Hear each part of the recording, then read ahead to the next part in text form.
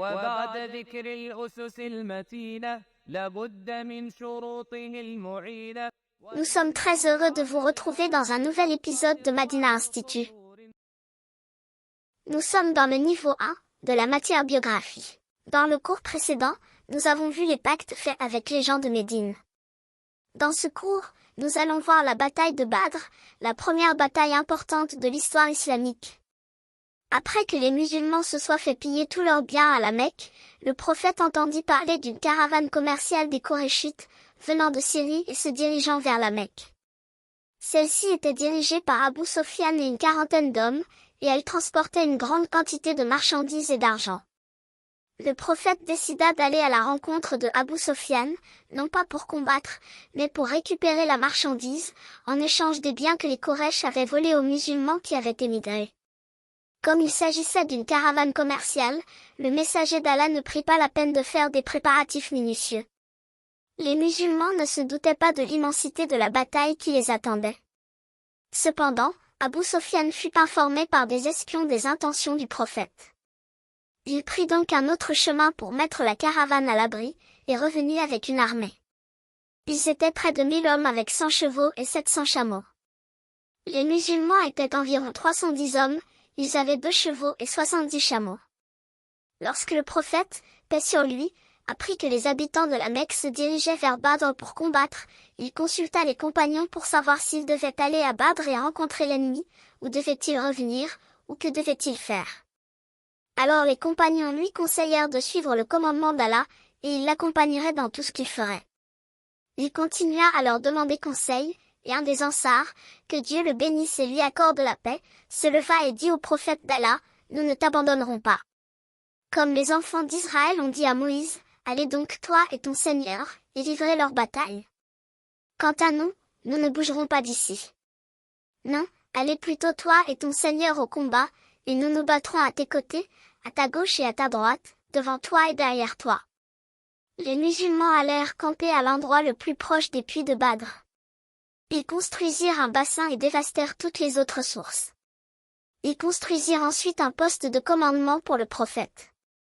Ce jour-là était le 17e jour de Ramadan, de la 2e année de l'Hégire.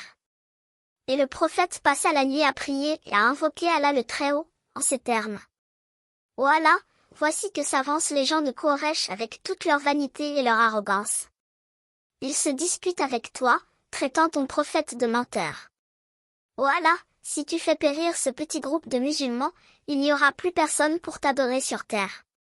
Ô Allah, remplis la promesse que tu m'as faite, aide-nous, ô Allah. » Ensuite au matin, le messager d'Allah donna de la force à ses troupes, en les encourageant. Les compagnons étaient alors déterminés. Et Allah dit dans le Coran, Allah soutient certes ceux qui soutiennent sa religion, Allah est assurément fort et puissant. Plusieurs nobles et riches Korachites prirent part à cette bataille. Avant le grand affrontement, 3 nobles de Quraysh s'avancèrent, afin que 3 hommes du camp des musulmans les affrontent. Le premier affrontement eut lieu et le musulman gagna, ensuite le deuxième affrontement eut lieu et le musulman gagna, puis le troisième eut lieu et tous deux se blessèrent. Mais les 2 guerriers musulmans se jetèrent sur lui et tuèrent l'ennemi d'Allah.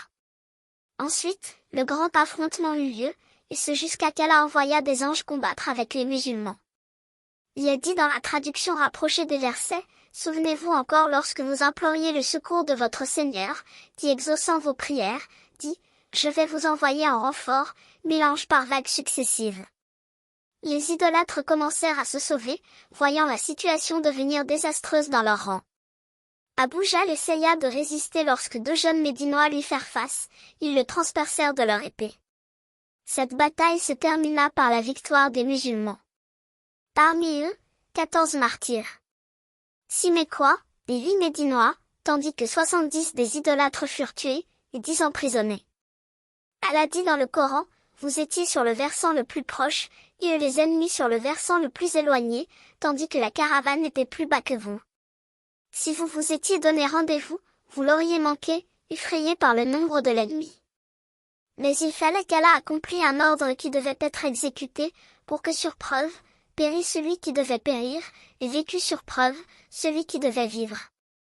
Et certes, Allah est audient et omniscient. Les tribus arabes qui entendirent que les musulmans avaient vaincu les Quraysh de la Mecque, commençaient à leur accorder de plus en plus d'importance, car ils se rendirent compte à quel point les musulmans étaient devenus forts. Et le message parvient aussi aux pays extérieurs de la péninsule arabique. Après la victoire des musulmans, les Juifs ont rompu le pacte et l'engagement qu'ils avaient pris avec le prophète à Médine. En effet, un groupe d'entre eux partit à la Mecque, et ils demandèrent aux associateurs korachites de joindre à eux pour combattre les musulmans.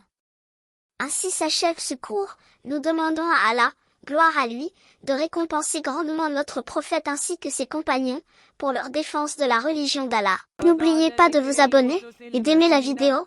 À bientôt avec Madina Institute.